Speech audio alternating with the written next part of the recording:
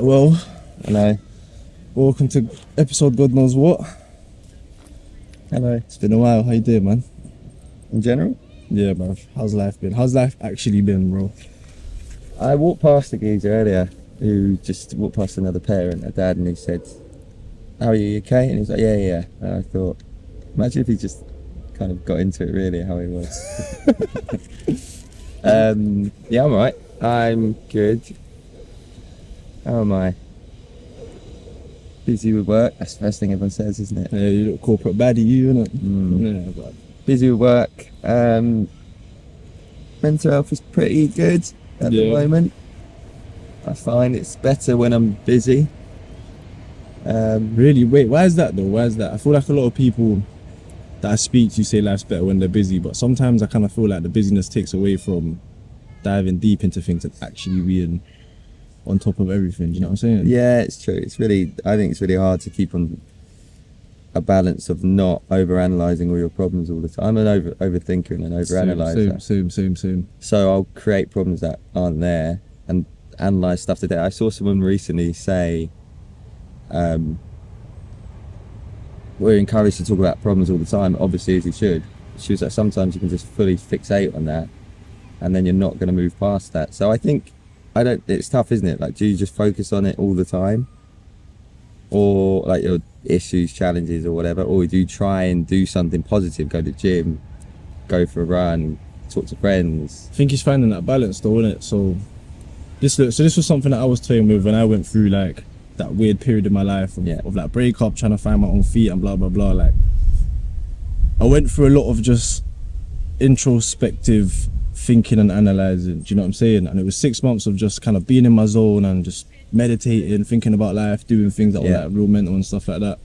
But at the same time, I wasn't fully consumed into it because I had a schedule and a routine of gym, of like doing activities that I wanted to do, starting things that I wanted to start, like little projects and stuff like that. So I feel like having that mixture and balance of both is what kept me sane. Yeah. And now that I've lost it completely, well, not completely, like I've lost it. You don't meditate or? Nah, man, I stopped all the spiritual stuff. Like I stopped reading the Bible, I stopped meditating, I stopped like staying on top of my things in that manner. Like gym, I'm not going every day and exercising. I might run like 2-3 times a week, but that's about it. Yeah. But I think it's also like a summer thing though. Like where summer's come around, sun's out. Do you get sad? The seasonal affective disorder? No, I don't get that. I've never got that. I think it's that, for me it's the opposite. I think it's, well, it depends, innit? If seasonal affective disorder means summer comes out and you just lose yourself, then yeah. Oh, I see. As in summer means pubs are open later. Right. The sun's out, people are doing barbecues, picnics, that sort of thing. Therefore it's hard to kind of stay and do the stuff that improves you as a person. Yeah.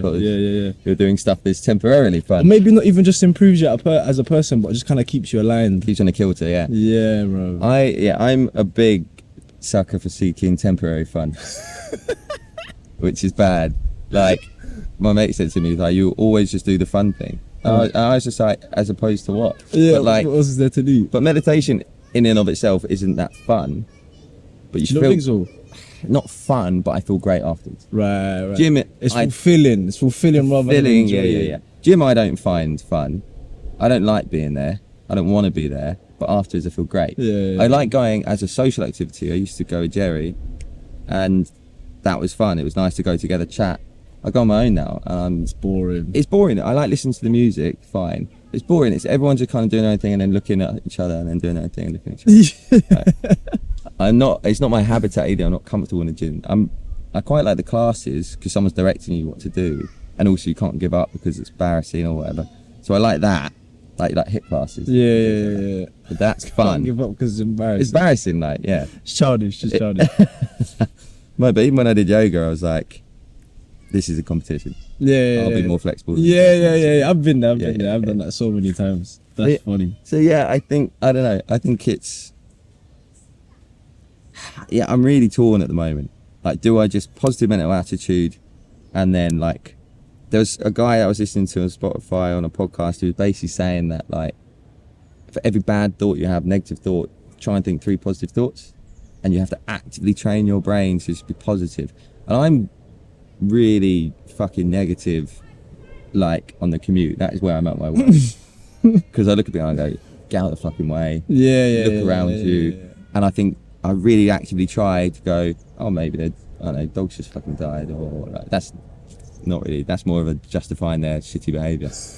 But what's a positive thought? Something like, oh, they got a nice hat on. I don't know. Yeah. I get what you're saying. I think cool. But you know what the issue with that is, is that it kind of removes the whole reason for why we have negative thoughts. Yeah, exactly. Is it papering over cracks? Yeah. The whole point is that the negative thoughts are there because that's what you're supposed to have in that moment. Yeah, exactly. You sit there, you think about that. You don't have to dwell on it, but like you soak it in. Yeah. You know what I'm saying? Yeah, exactly that. And like, you ever seen Truman Show? Yeah. Do you know the bit where he kind of tweaked that he's on TV and he brings it up to his wife? Yeah. And then she's like, just starts advertising some coffee to him. And she's like smiling and just like, have you tried one of these? He's like, what the fuck are you talking about? It's that. Like, if I'm like, I want to be negative and someone just tries to make me positive straight away or whatever, I think... So you're selling me an advert here. Well, it's just like, it's denying you for having those feelings. Yeah. And you're like, but I've been around people who are super negative and I think, cheer the fuck up. Right, yeah, but that's because they probably don't have like the fine line. That's what I'm saying. Like a nice little balance. I think that's what like, I'm a big believer in this and about like just this harmony of balance in it, where you have to have negative if you're gonna have positive. You have to have like hot if you're gonna have cold. You have to have all these things, whatever, in it. Like counterparts, opposites. Like I don't know, just a duality you could say, in it. Yeah. And it does take away from that. And I think, especially now more than ever, with like mental health and how things look and like tackling all these issues, people are trying to normalize making negative things like a bad thing. Yeah. Do you get what I'm saying? So going back to what you said, it kind of takes away from the whole, not joy of sitting in negativity, but like being able to experience that as if it was normal. Yeah. Like, I know, like, remember speaking to people who've like had traumatic childhoods and stuff, and mine, like, from my therapist, what she said was like, it's quite traumatic. Like, it's nothing like, it's not going to make a Netflix documentary. It's not that interesting. I'm trying to picture what trauma looks like for you as a child. Yeah, it's nothing too bad. It's like standard thing, like divorced parents, all that kind of stuff. Right. And she's like, because you grew up in an unsafe household, but I wasn't like getting beaten up or anything like that. But it's like classically unsafe, as in you can't rely on your parents, they're divorced, they're arguing, that sort of kind of environment. Because of that leads to kind of issues when you're older. Hello, Doug. Issues when you're older, like you don't take risks as much, right? Or you people please because you don't upset people and you avoid confrontation, so things like that. And so I've got all this stuff in my head, thinking like trying to analyze my own behavior that she's told me about to try and avoid doing that behavior again. And then I'm like listening to some people who are like basically saying, turn your negative thoughts into positive thoughts. And then I'm like, but is that denying all the fucking trauma and trying just to plaster over those cracks?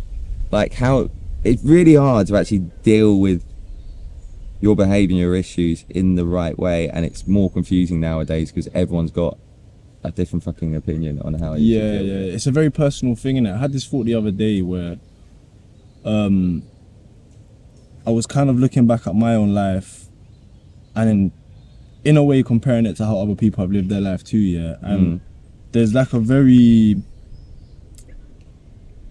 like there's a reoccurring pattern that everyone shares in similarity with each other, in it, which is like when you're born without traumas, you're born without like any issues, like with that sort of stuff, trauma, right? Cool. And then from the age of, let's say, like birth to about 18, 19, 20, which is when you start adulting, ish. I think I started later, but yeah. But okay, at least for myself. I started a couple of years ago. Right, well look, from the age of birth until you start adulting. Yeah. Well, at least the ages where you're being like raised by your parents. Yeah. There's a lot of like baggage that you take on which ain't even yours. Yeah. There's a lot of baggage that you take on that's not even yours, which causes trauma, and like that baggage is different for everyone. But I think the thing that you share in similarity is that as a kid growing up, that baggage is given to you. Yeah. Do you know what I'm saying? Regardless. And then once you get to a point in life where it's like, right, I need to start doing things differently because I see that like things in my life ain't going well. I have certain behaviors that don't serve me well, and like I do certain things that like are just not okay.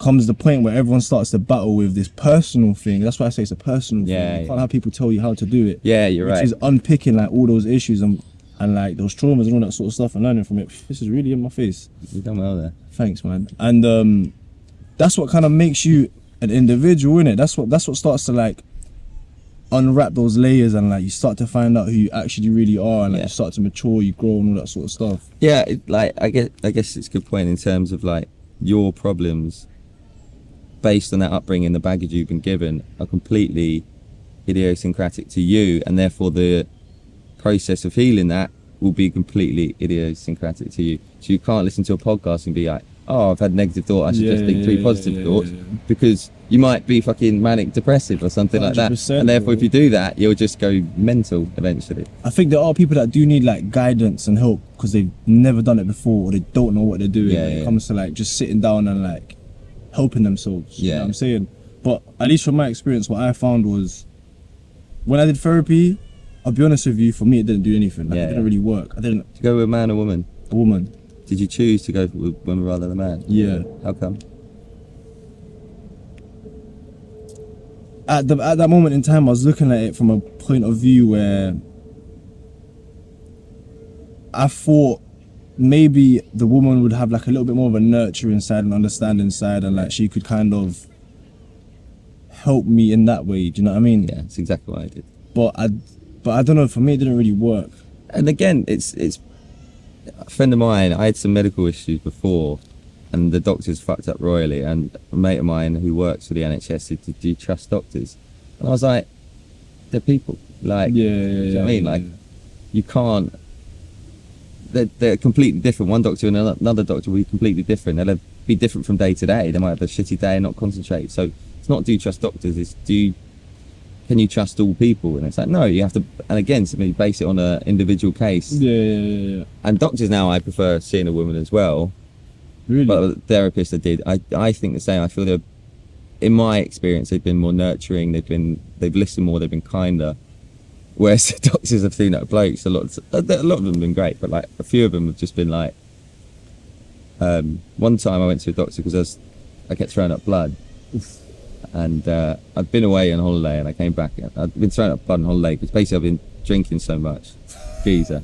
Is that the actual reason why? Yeah, I was obviously a fucking idiot. But like, drank so much that it eroded my stomach wall because it kept throwing up. And there was blood and I was like, oh shit, I'm dying. I was really anxious about it. So I went to the doctor because it didn't stop like after the holidays. And I was still throwing up blood. I was like, something's wrong here.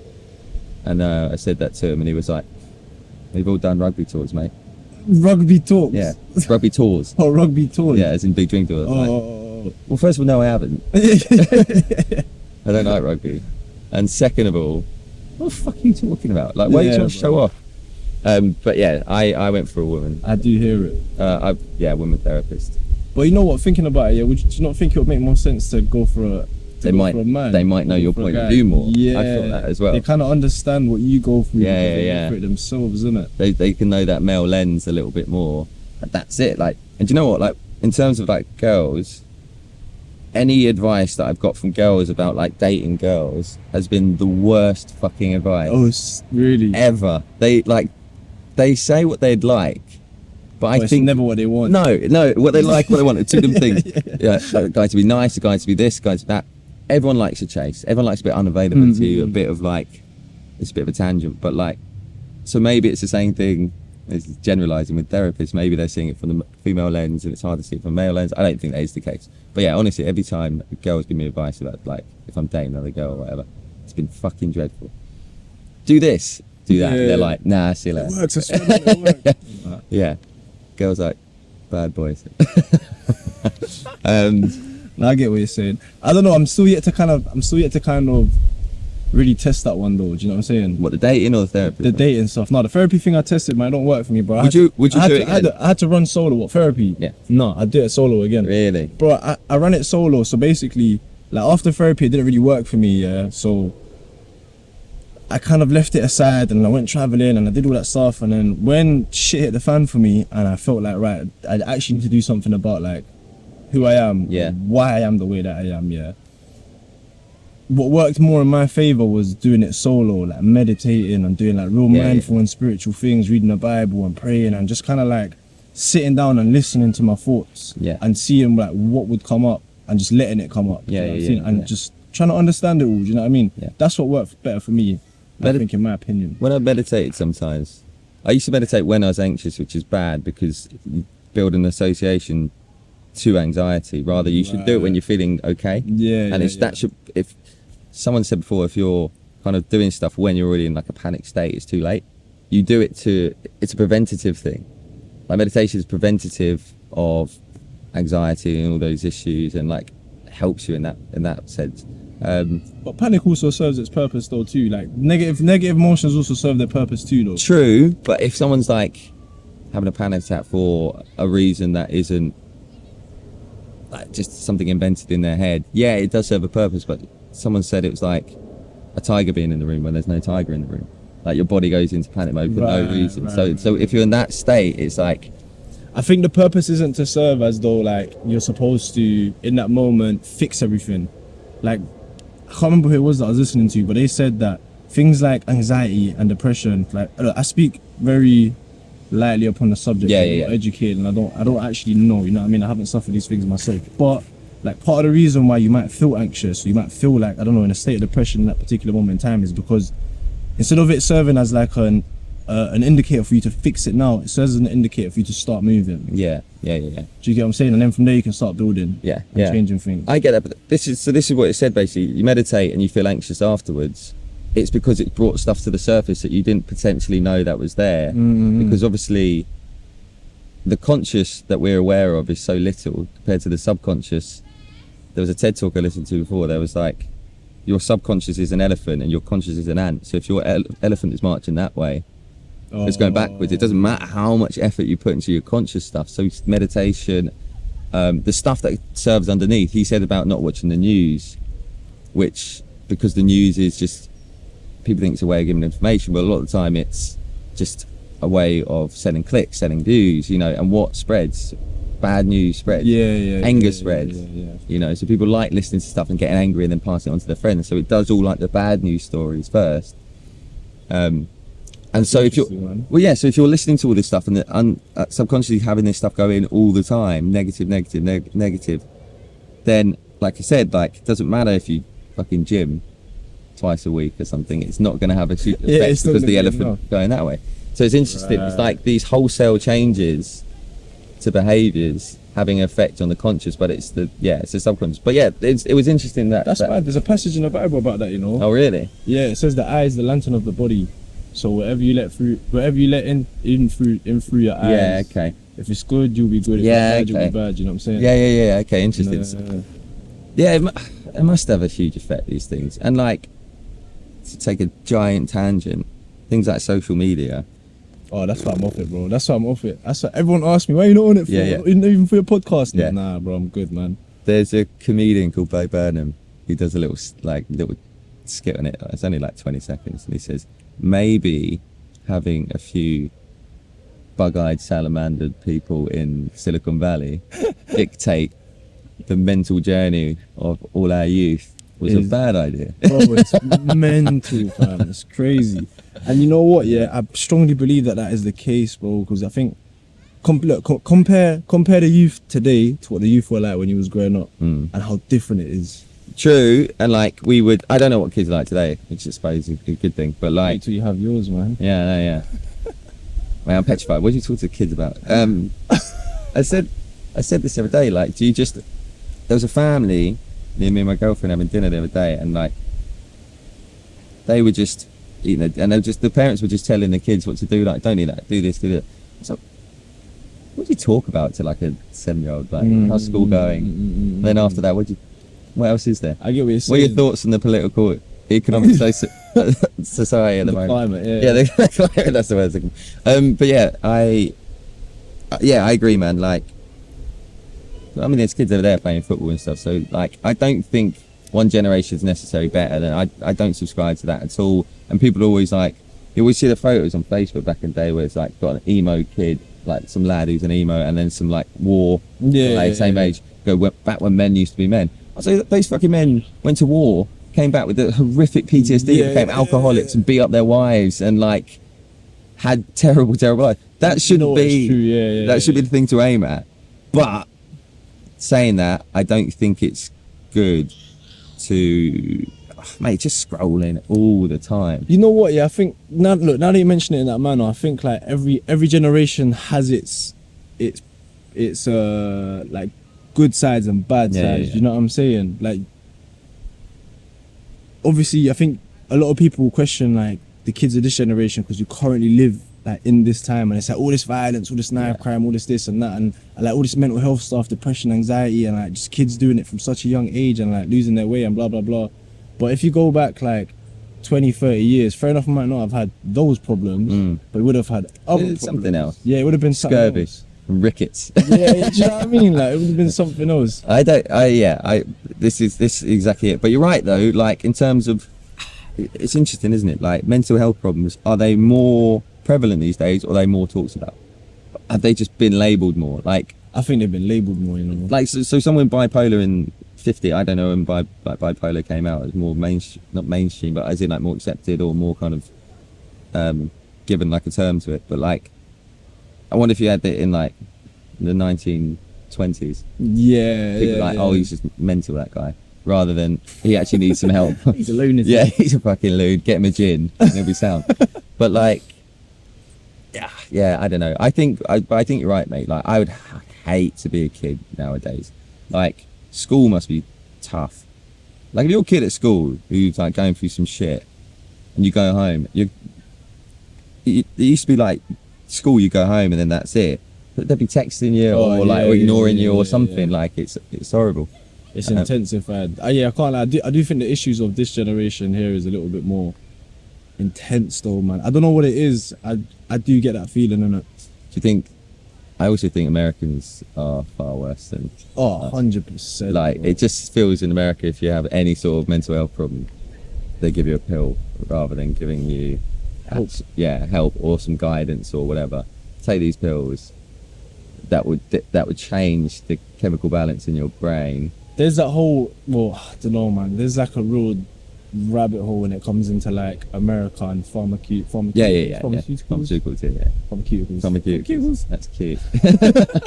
That's the nails of people who work on farms. Yeah, literally, bro. Pharmaceuticals. Pharmaceuticals, innit? Like the big pharma and all that sort of stuff is such a like touchy subject out there, because I think America thrives heavily off of big pharma, innit? So if people have issues and you can, rather than solve them, treat them and keep making money off them on a recurring fee, on like a recurring... Yeah, for sure. You know what I'm saying? Yeah, it's more cost effective to treat rather than, or to slowly treat rather than to heal. Find a cure. Yeah. To cure, that's what it's been for. But like, you're bigger on, forgive me for saying it, conspiracy theories than I am. Like, right. But that being said, like, when you watch films like, is it Deep Waters? Is that what it's called? Have you seen that? No. Might even be called that. So, but basically, it's about Teflon, the company, you know, make all like pans and like griddles and stuff like that. So they made them in, God knows, around the 60s or whatever in America, and like they were giving people cancer, and they knew it. They knew it, and they continued to hand it out to people, sell it to people, and like it was, like killing people. That still goes on today with like medicine and stuff. Yeah, exactly. And so like I'm like, no. Would companies do that? And then you hear about that and you're like, of course they fucking would. Absolutely. They have full depravity when it comes to profit. Yeah. They care more about like putting money in their pockets than they do the well-being of people and who's going to affect it. But this is interesting as well, because you think of like, say Teflon, you almost take it like a singular thing, but whereas they'll probably have like thousands of people working for them, fucking Janet in accounts is like just doesn't know what's going on. I get what you're saying. So like, it's not, so you say Teflon, but it's probably the decision of 50 people, you know, within that company, and there's probably some shared responsibility or diminished responsibility because there's 50 of them, and it's almost like that kind of group mentality that numbs it out a little bit. Do you know, like the mob, like all that? Yeah. So if they're all like, we could do this, if it was just one person taking the blame, they maybe wouldn't do it because there's diminished responsibility because there's 50 people. I don't know. I get what you're saying. It kind of just spreads the responsibility and the accountability of what's happening like around, so it kind of filters it out, dilutes it out. You know what I'm saying? And I don't know. Maybe they are just pure evil and just that greedy. Maybe I don't think it's evil, man. I think it's your persona can become so corrupt if Yeah. you place if you place superficial things at the top of your values. Yeah. You know what I'm saying? Everything else starts to fade away. If that's your focus, that materialistic. So it's not that they're just like outright evil and they were born that manner. You know what I mean? I think it's something that like they've just nurtured for so long that they don't even realize what they're doing is affecting others like that. I think you're spot on with that. Like that same TED Talk guy, the elephant one, was just like, he goes, your environment will always win. So if you can wear all the clothes you want, but if you live in a fridge, you're gonna get cold. And it must be the same there. Like, I remember watching Shark Tank, which is like the American. No, it wasn't even that. It was a show called Explained on Netflix. Have you seen that? Explained. Yeah. I feel like I might have. It rings a bell, It's but I wicked. can't remember. It's like little 15-minute segments on like. Oh, I remember you telling me range about of this. No, I topics, haven't seen it, but I remember you It's really telling me good. about this. And they get like really like A-listers to narrate it anyway. But like they did one on billionaires, and it was the geezer from Shark Tank in America, which is the American version of Dragon's Den. Yeah. And he was just like, I'm a billionaire, but in my circle I'm poor. I'm worth like $1 billion or $2 billion, but I'm hanging around people worth like 15 billion. Damn. And so I'm the loser of the group. Oh, you can't afford this. So that's his environment. So like, if he's hanging around with these people, he's always going to be seeking that. And what they say, comparison is the thief of joy. Yeah. So yeah, you're right. So if you're in that environment, working for Teflon or Pharma, and that is what everyone's doing, you just fucking go along with it. That's it, bro. That's it. That's that mob mentality that you're talking about. Yeah. Damn, yeah, man. That's some real facts. Maybe that's why we're not billionaires, bro. Do you think? Yeah, that's the only reason. Do you think any of your mates would have been Nazis if they were in that era? Oh. Some would just go along with it. You reckon? I think so. This is my point. That's quite a tough question, isn't it? Damn, yeah. I can't lie, me think. I don't know. I think some would. Some would end up going. I mean, do you feel like you got friends that like follow the crowd quite a lot?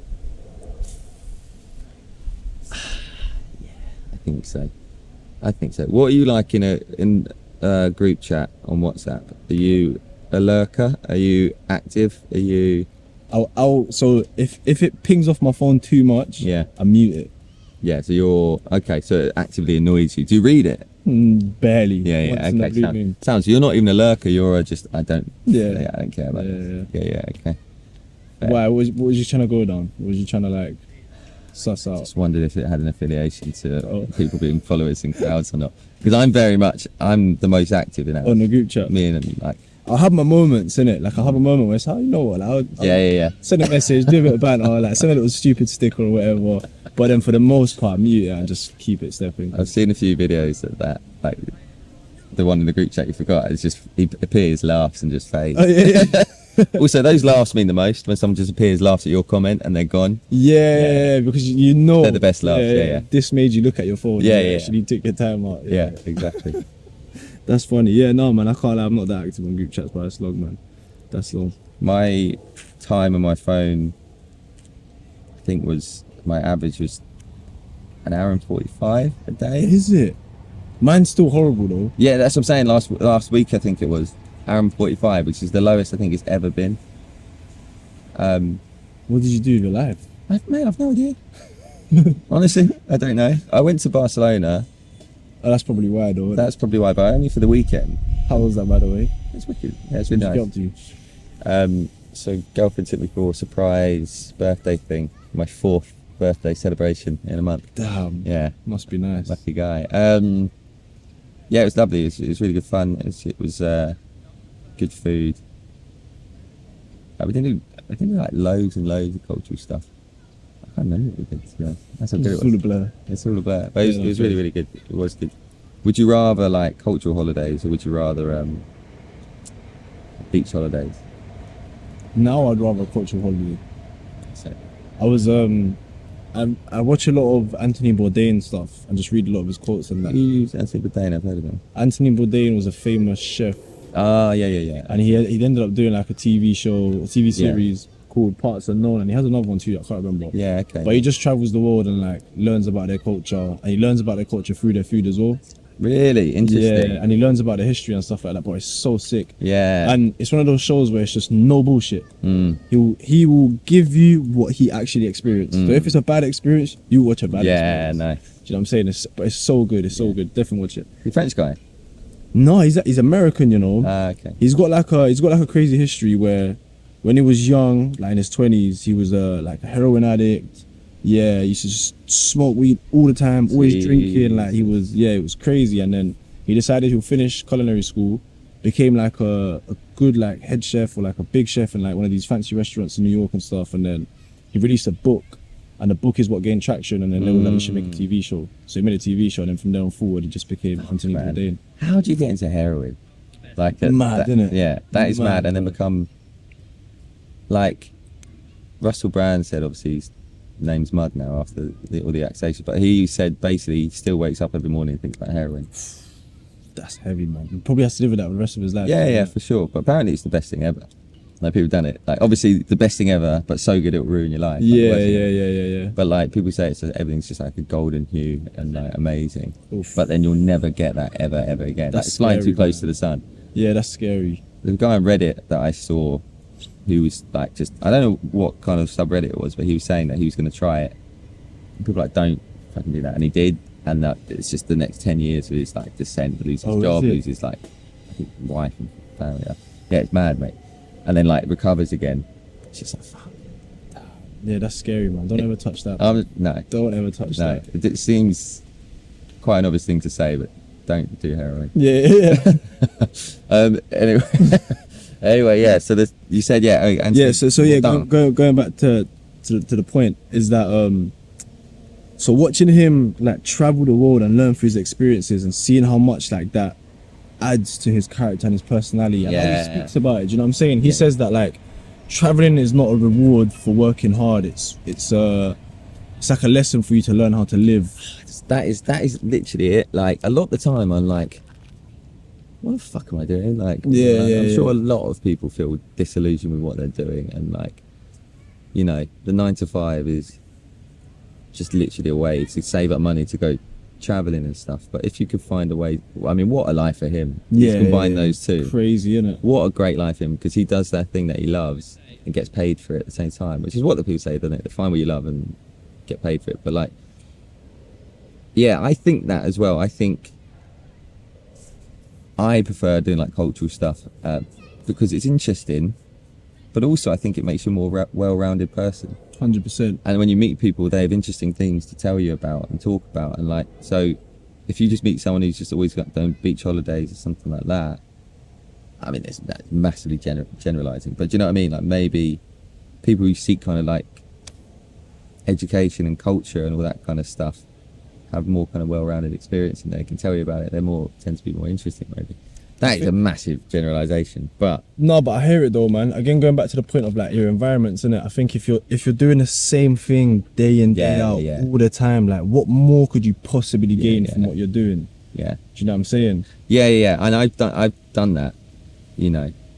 Yeah, I was gonna ask like how do you feel, and how do you like what comes to mind, and how do you think about just life in general? Because I know you've worked in sales for a while. Yeah. You've been a little corporate baddie for a minute.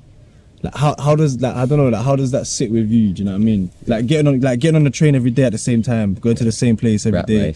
At the same time, and just doing the same thing over and over again. Like how does that sit with you now? It's a really good question. I find I happen to be good at sales, I think, or good at my job. But I think that is a corporate world focused on money, focused on a huge deal of fakeness. Yeah. You know, I have to consciously think about what I'm saying to someone, alter my language. You know, you don't just say this is what we do and whatever. You say these are the values of it. This is how it can help you. This is how it helps other people. And someone comes back at me, I have to think about what they've said, understand it, and then turn it around with a positive spin. It's fucking exhausting. It's mentally, I feel drained at the end of the day because I meet so many new people. Fucking face just pops up on my screen I've never met before.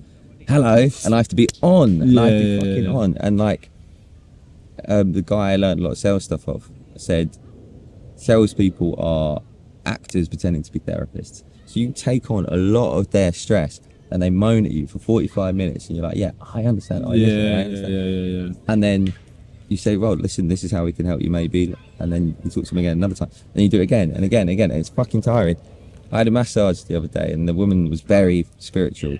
And she was just like, she said I had a load of tension, but that wasn't the point. She was just like, you should always get a massage at the start of the day.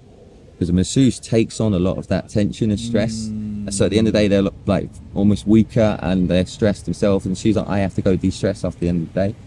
So it's interesting. I think it's a similar thing here that I'm talking to people, and it probably goes back to that subconscious thing, the things that we're not realizing. If someone's just negative, these are the challenges of having all the time, all day. Right. It probably take that on board, and you're like quite knackered at the end of the day. Interesting. But in terms of like the corporate world, I think as a person, I'm way more of a creative.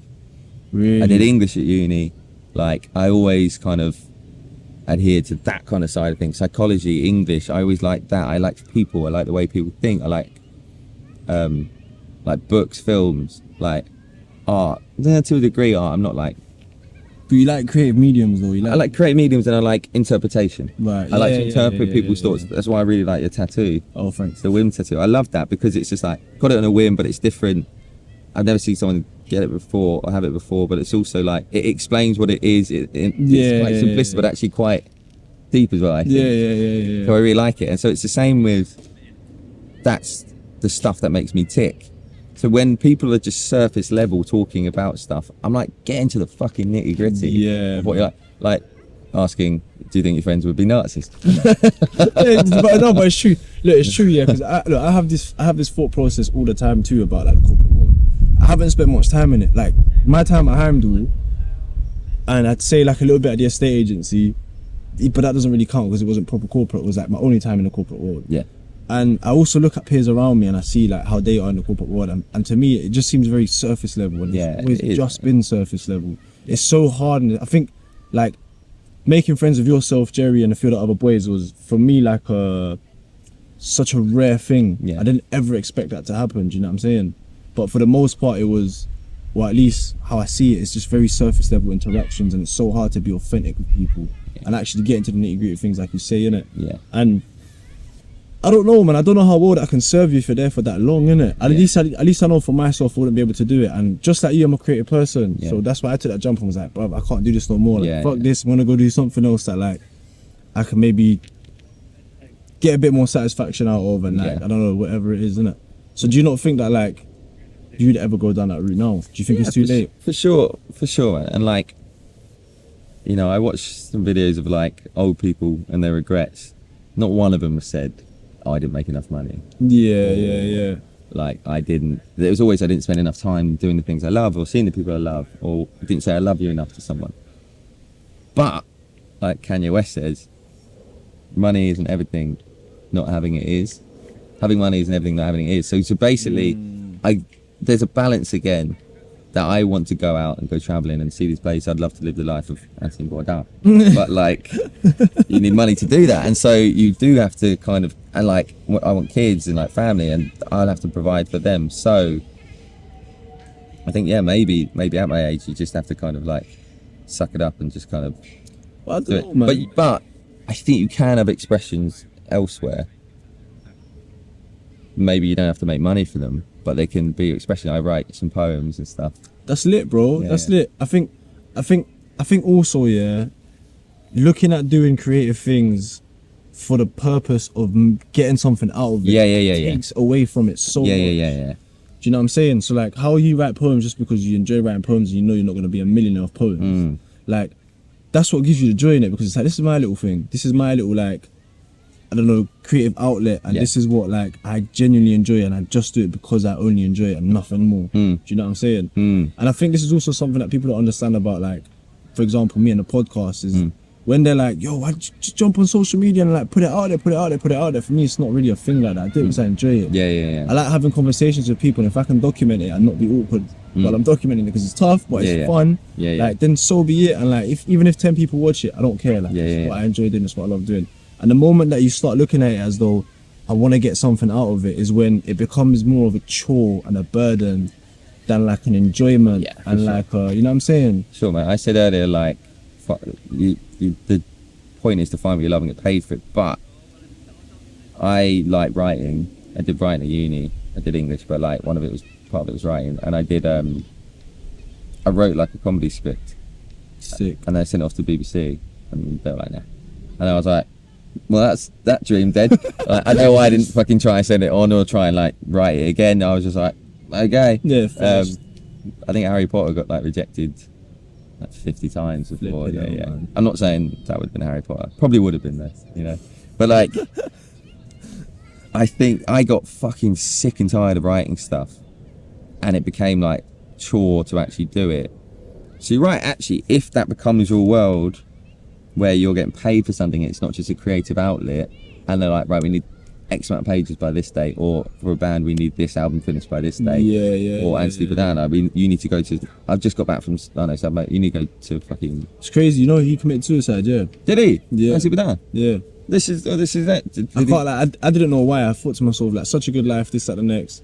But I think it's because of that You you're think? speaking about. 100%. Now that I sit here and I think about it, like his thing, he loved to travel so much because he loved learning. You know, what I Yeah. mean? He loved soaking in culture. But imagine if now you're being forced to do it because from you doing what you love, I can make money off you. And now Yeah. it becomes like it's a demand. Yeah. You know what I mean? It's a yeah. necessity rather than like something that you just enjoy and want to do for fun. Yeah, mate, that is so interesting. Hunter S. Thompson basically did the same. Do you know Hunter S. Thompson? I've heard of the name. You would like his stuff. Like he did. Have you heard the film Fear and Loathing in Las Vegas? No. So it's filmed with Johnny Depp in and Antonio. Banderas. No, it's not Antonio Banderas. What is his fucking name? I can't remember. Anyway, basically, long story short, it's based on a book that Hunter S. Thompson wrote, and he invented gonzo journalism.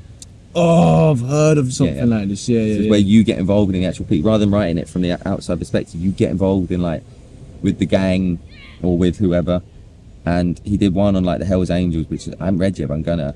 Where he got involved heavily with the Hells Angels biking. Yeah. Got heavily involved with that. He was like very deep, did some like horrible shit, or they did some horrible shit around him. So he lived the life and then wrote about it. But yeah, mate, it's really interesting. Fear and Loathing, the book. I watched the film again the other day, and it's pretty fucking manic. There's a film that I wanted to watch about gonzo journalism. Oh really? Yeah, I have it on my phone. I'll give it to you afterwards. Yeah, I don't know where I can find it. I don't know where it is. I haven't seen it yet, but I heard something about that. I think it was Anthony Bourdain that spoke about it on a podcast really? with Rogan. Yeah. And this would have been one of Rogan's first podcasts, like in his Yeah. first like 200 podcasts. He filmed it on like a Zoom call and shit. It's crazy, but they spoke about stuff like that, and he basically just drew the comparison to Anthony Bourdain because that's how he goes about learning, but he does it through food. So it's sick, man, I can't lie. But yeah, sorry, I didn't mean to No. interject there. Yeah, but yeah, basically he shot himself as well. Hunter S. Thompson. Damn, why?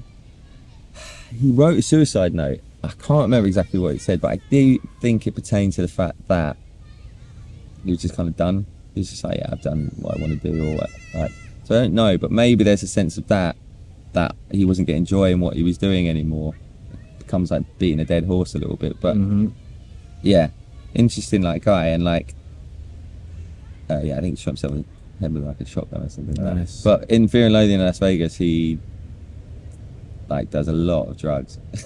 I can imagine though. I can imagine. There's a lot of drugs. But yeah, I think you might be right, mate. In terms of if you do the thing you love all the time, And then it becomes a requirement from you. does that take away the joy of it? You know, it's again there's a theme here, isn't it, of balance. Yeah.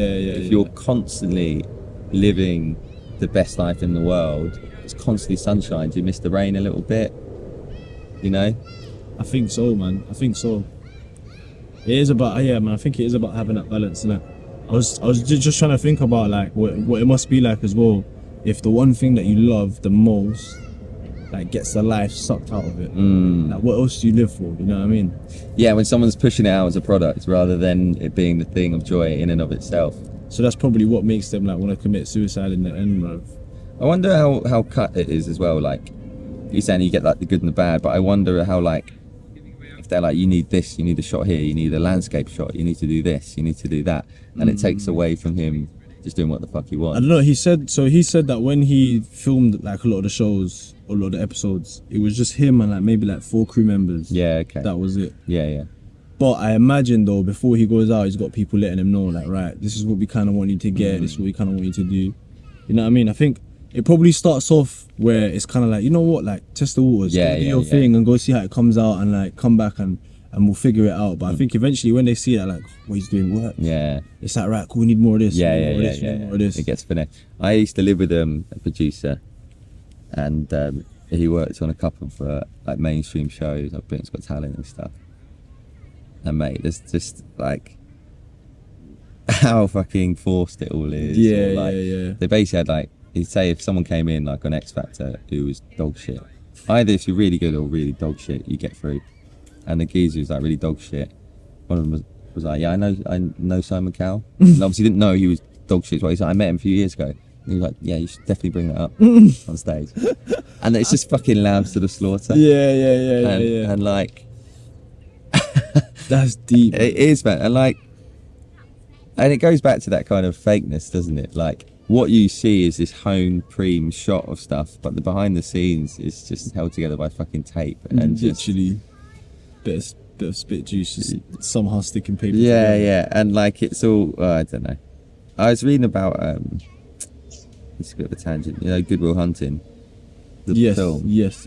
Matt Damon and Ben Affleck wrote that, and the journey to get that from just what they'd written to an actual script and to an actual film, like, it's mental. People, like, so many people saying no. I imagine if you write something that's yours, you sell it onto a company and then they make a film of it, and the film could be completely fucking different to what you've written. That's the beauty of cinema though, isn't it? Well, I'm saying, like, does it kind of take away from this isn't what I meant, this wasn't my interpretation of this at all. Yeah, I get what you're saying. So it's like taking your art, pushing it out there, and someone says, right, we chop this, we change this, we get rid of this, and then it becomes like this kind of bastardized version of what you've done. I wonder if that is quite a struggle for a lot of people. Denzel Washington was speaking about him being like an actor, and he never wanted to be a film star. He wanted to be an actor. Yeah, he wanted to hone his craft. He wanted to become the best actor. But he didn't give a fuck about being a film star. About the celebrity side of it, the fame, and the fortune. He liked the craft. Like, he started off in theatre and he was a thespian, and like, so I wonder if it's the same, like, with like some actors. Probably, man. I think where there is like a lot of the chop and change, and we're just gonna put it out there because we know it sells. I think there's also the contrary to that too. Yeah. I think there are also like a group of people within that world too that are like, nah, we're not here for that. You know what I mean? We're here because we appreciate the art, and that's what it is. Yeah. I think you see that when you watch a film and you get that. Do you know what I mean? Yeah. Like, I'm a big sucker for movies. Like, I love cinema. Yeah, mate. So I adore film. Well, yeah, like when I watch a film and it's like real good, it's good, bro. Yeah. You know what I'm saying, I think what you said went over my head. What did you say? I say I adore film, but it's just because me and my mate say it just. But I do actually love film. Yeah. It's just funny to say I adore film. Anyway, but yeah. But yeah, I think there's that too, though, innit? There's always gonna be that too. And if you land on a side where it's like chop and change and we're just gonna sell because it sells, like the B movie or the Emoji movie, or yeah. I know it's for kids, but it's just fucking tat, isn't it? Like utter tat, like just made to sell. Yeah. And like I loved The Joker. I absolutely loved it. It was a great film. Joaquin Phoenix is fucking excellent. Yeah. And obviously making a second one. As soon as I saw that, I was like, God, I hope it's good. Yeah. It doesn't detract from the first, but I'm like, don't just fucking cash cow it. You know, you have all these like films, like these incredible films, like Shawshank, or like, I'm trying to think of my favourite film right now is Fight Club. Yeah. It's incredible standalone films. Yeah. And then like they seem to, in this postmodern age, make like a second one of it because the first made money. But the second never really works out the same. Well, for me anyway, I don't know. I just wonder the intent behind it. Is it to kind of prolong how great it is, or is it just to make like money? It's definitely to make money. Yeah. It's kind of like the second Space Jam that was made. Yeah. What film? You know, Space Jam's only like 70 minutes. Which one? The first one? Yeah. Really? Yeah, mate, it's just over an hour, maybe even less. Damn. Like, honestly, like I remember that being like big. Yeah, same. An hour. You watch some fucking episodes of Netflix documentaries. Yeah, literally an episode of Peaky Blinders. Yeah, exactly. Yeah. I get what you're saying. Who's the actor who does like Batman and Christian Memento? Bale, No, sorry, not the actor, the director. Christopher Nolan. Yeah. Incredible movie. Yeah, man. So good. And I was watching an interview with him the other day, and he was saying about he doesn't use CGI and he builds the sets because he wants it to be like extremely authentic and everything like that. But that must be someone who absolutely loves their craft. Yeah. I was speaking to a friend of mine about that as well. In fact, no, you know who I was speaking to about that? I was speaking to Callum. When I first met Callum, and we were just talking about like filmmaking and production and stuff. And then Yeah. we had like a big conversation just about like the authenticity that has to go behind the work that you do in order for it to like feel real.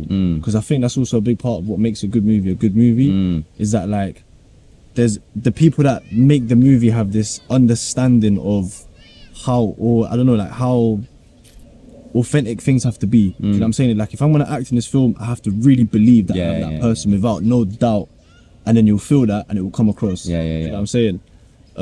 And he was talking to me more so on the front of like short films and like more like independent films and independent movies and stuff like that. So I asked him like, but what about people like Christopher Nolan, where you know they have like real good movies, like you watch them and it's like you're blown away and blah blah blah.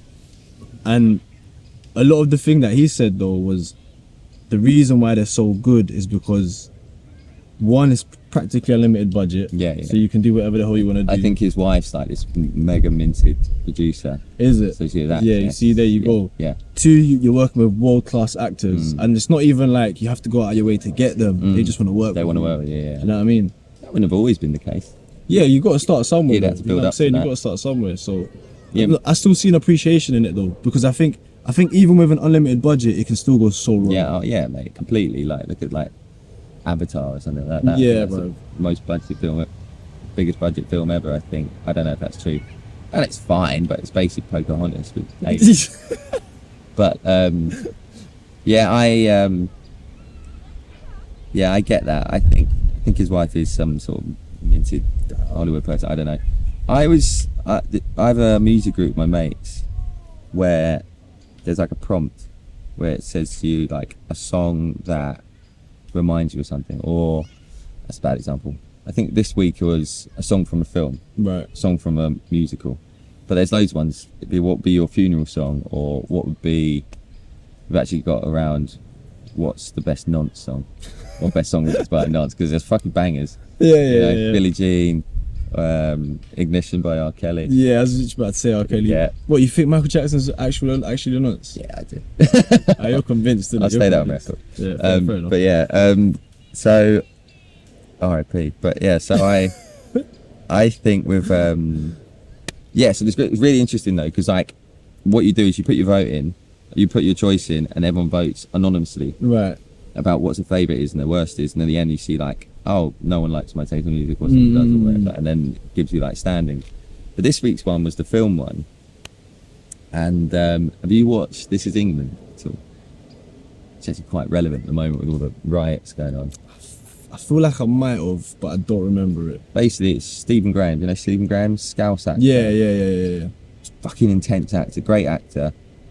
I don't think he's that good, because he feels like he's just that intense. Anyway, he does a film called This Is England, or he's in a film called This Is England, which is about like racism in the 70s, 80s maybe, and it's about all the skinheads at the time and all the fighting. And there's a guy who does the music for it, Ludovico Einaudi, or Ludovico. He's an Italian. Like, have you heard of him at all? I think you like his stuff. He does like, it's just piano playing basically. Oh, sick. Yeah, mate. It's like incredible. Anyway, the other day because of that I went down like a rabbit hole. I was listening to him. Not often you listen to just piano. Or classical music. I was listening to it, and it was like really emotional or emotion invoking, and a storm came in. No way. While she was listening to the While I was music? listening to it, so I was just sat outside in pissing rain. I was just watching it, and I was just like, I just felt like really emotional, listening to this powerful like piano while a storm was coming in. It was like it's proper. It was the opposite of what I'd done all day at work, where you're just like talking about fucking problems with your computer, and stuff like that, and then this like raw kind of emotional feeling. And I was thinking afterwards, like, what are these things?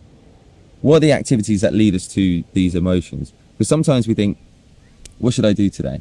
Should I go play football? Should I go to cinema? But once have you thought about the other way around? What activities make me feel the rawest emotion, most powerful emotion? So I was trying to think.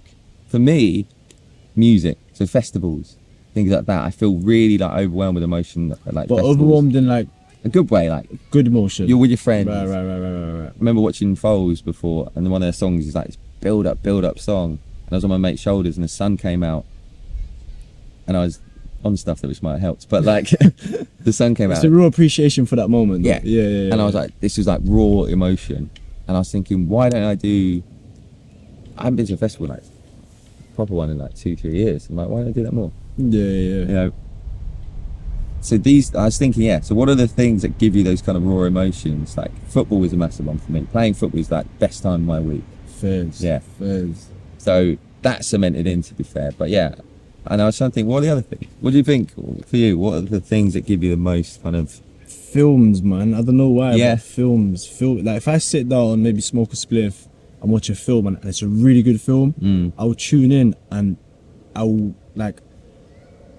for some reason I just kind of feel and I see exactly what either the actor was trying to portray or the director was trying to portray and give in that particular moment, and it just feels real and it feels so relevant to life. It's like I've almost lived through that, you know. I've almost had the same experience. That relatability. Yeah. And that for me evokes that kind of emotion. I share the same thing in music too.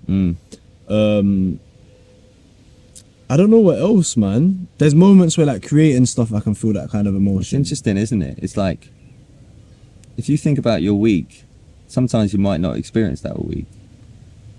And you're like, what have I done with my week? I just worked and then got to the gym and then gone home. And so I think we talk about like bettering ourselves through like meditation, but also you need to kind of supplement it with these moments of like pure joy, or because those are the realest moments. Isn't it? Those are the realest moments. And that's why I didn't say joy before, because I'm talking about emotion. Sadness, like feeling there's something really lovely about that. And like I love watching a film, and like some people don't. I love like crying watching a film and just being really like emotional. Some people don't, and some people watch a film I think just to pass the time a little bit, just stick it on the background but be on the phone. Yeah. No, I can't lie, I hear it though, innit? There's not many people that can actually appreciate what like these creative mediums give. Do you know what I'm saying? Maybe they haven't experienced it, so they don't understand it, and they don't get it, so they don't look for it. You know what I'm saying? But I think if you know what it's like and you know what it's about, then you can really like it's nice to kind of just sit and feel those emotions and tune in. Yeah, said, exactly that. Phones. If I'm watching something that's gripping, I won't want to look at my phone. No, I'll just be zoomed. So I'll get back to that later. I'm right focused right now. Yeah, exactly. Comedy is a massive one for me as well. Actually, like most of my, what's it called? The mathematical formula behind what your algorithm. That's the one. Algorithm is just like basically old WWF videos. Not even WWE. Yeah, WWF. I'm old. Oh god. WWF and like comedy stuff. But yeah, like stand-up stuff. That is like, I love like comedy, but I love seeing like how a joke's made or whatever when you can see it coming and stuff. That's great. I went to go see some comedy the other night actually. I haven't done that in ages, man. I haven't done that in years, and that was just like excellent. Nice. It's one thing like seeing live music, live comedy. Like live music is what that gets me, bro. Yeah. And I think thinking about it now too, another one that really gets me, and I can't believe I overlooked this one, is conversation. Yeah. Conversation is a real art, fam, you know what I mean? Like knowing how to speak to people is different than like just speaking to people. Yeah, for sure. Do you know what I'm saying? And I've had so many moments, bro, I kid you not, I've had so many moments with people where I'm sat down having a conversation, and then all of a sudden it's this feeling of I was meant to be here really right now, in this moment, having this particular conversation. Nice. I had that so many times, and that's such a real feeling, because it could either be that it was needed in a positive way, or it was needed in like, I wouldn't say a negative way, but like a introspective, reflective way. Up. Yeah. So like, for example, my cousin that I live with now, like she's just going for a breakup. So when she's talking to me about all her shit that she's going through, like there's been times I sat down and I started laughing to myself, because I was like, I had to be here in this particular moment in time, listening to everything that's going on, because everything that she's telling me, there's an element of reflection that's needed in this particular moment. And it's like, I did the exact same things that you're telling me you're going through right now that your other person's done to you, and it makes you sit there and be like, wow, I was really that person. But it's such a nice feeling though. It's such a humble feeling. Is it nice? Humbling feeling. Is it nice to kind of? Do you feel like you're there for her as well as a person that's been through that you could offer some like advice or just listen? Yeah. So there's like part of the reason for why I moved houses because I live with other cousins before. And it was nice to move with them. I had everything, bro. You know what I mean? It was a nice house. They had a dog. Like they treated me so well, and like they really helped me get through my tough period in my life. Do you know what I'm saying? Yeah. But there came a point, where when my cousin reached out to me after she broke up with her girlfriend, and she was like, "Look, like I don't want to be alone at home. Like I kind of want to live with someone, but it's got to be somebody that I know and trust. Like, why don't you come live with me?" It felt right, and it felt as though I was passing on this torch that someone had given me to my cousin now. Do you know what I'm saying? So, yeah, man, there's a real feeling of like I have to be here in this moment because what I'm doing is helping you. Yeah. But it doesn't serve in a purpose of like just feeding into your bullshit. Do you know what I'm saying? Like, for example, when she's telling me like, oh, like my ex did this and this to me, and like that's how it made me feel in this particular moment. Like, it could be like lying, gaslighting, or like manipulating, or whatever it is. I sit there and I'm just like, wow, like I did the same things too. And the way I hope is not by saying, yeah, she's a bad person, but it's more so letting her know that, like, look, like, have a bit of like mercy on these kind of people because they don't even know what they're doing is harming you in that manner. It's not personal. Having compassion about anything lightens your load. Yeah. If you, it's like similar to the tube thing. When I am annoyed at people, I think I'm just taking on that annoyance. So I guess that's the kind of goes against what I said earlier about just being positive all the time. But like sometimes, if you just think about things through the lens of compassion, like I said, some people, they don't know they're doing that shit, and they'll be doing it probably because their parents did it. Yeah. You know? So looking at it with curiosity and compassion is always a good way to deal with these things. I find like with conversation, I don't want to talk to anyone because I talk to so many people every day and have these meetings at work. I don't want to talk to anyone. But actually, in sales, you talk to us 3 questions because you get past autopilot responses. And also, it's so interesting when you just talk to someone. Like, kids we play football with, like Tim. I remember just chatting to him, I didn't know anything about him. He had such like an interesting life and lived all over the world. And that just was one question. Yeah. Where do you live? I live here now, but I lived here before. Oh, interesting. Like, tell me about that. I remember I went to the aquarium the other day. Sick.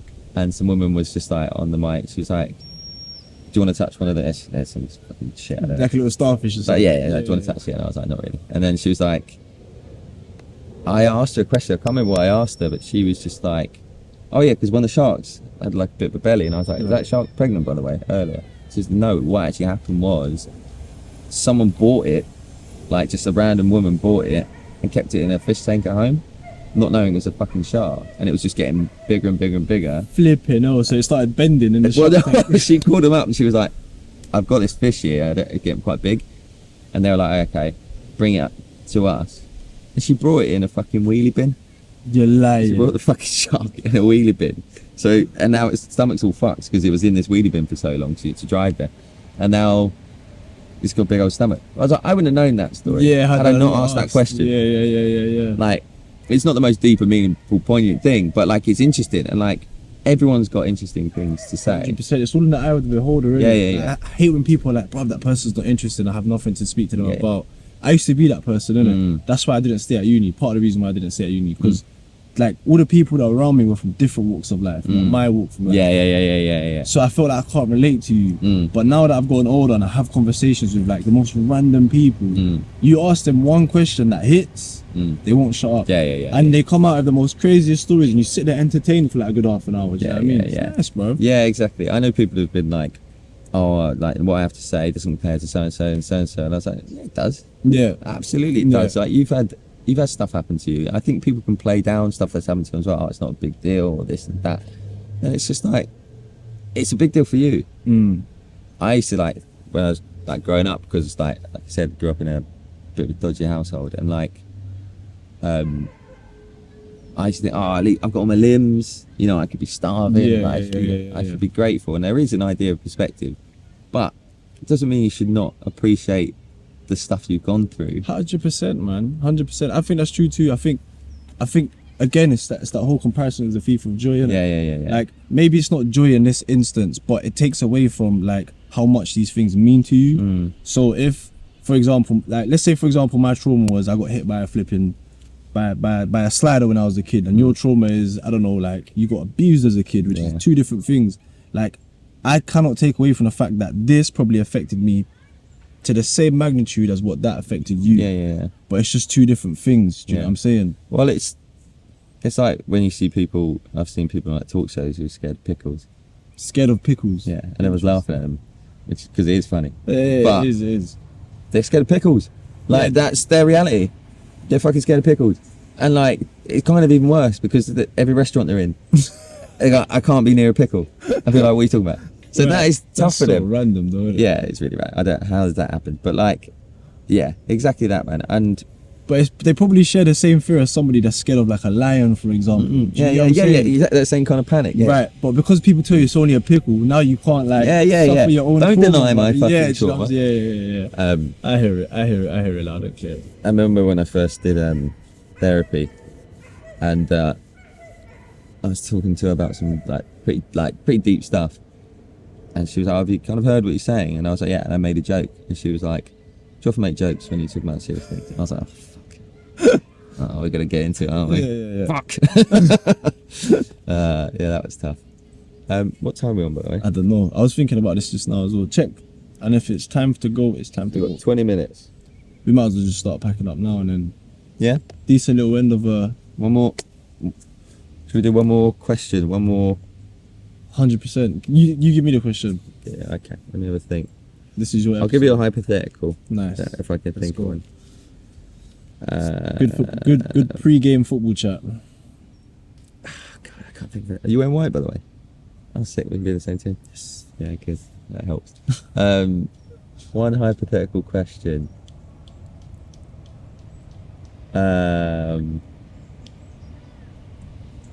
She's a 10.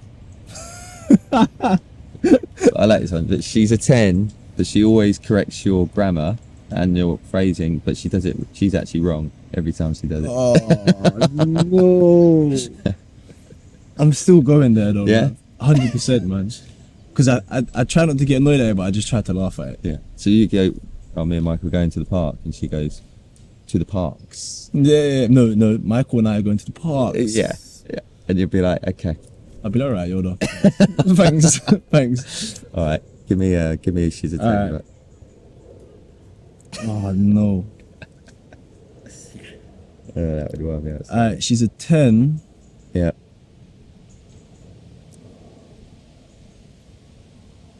But she still tries to smell and soak in every fart she farts. Of her own? Yeah. How much is she not bending over?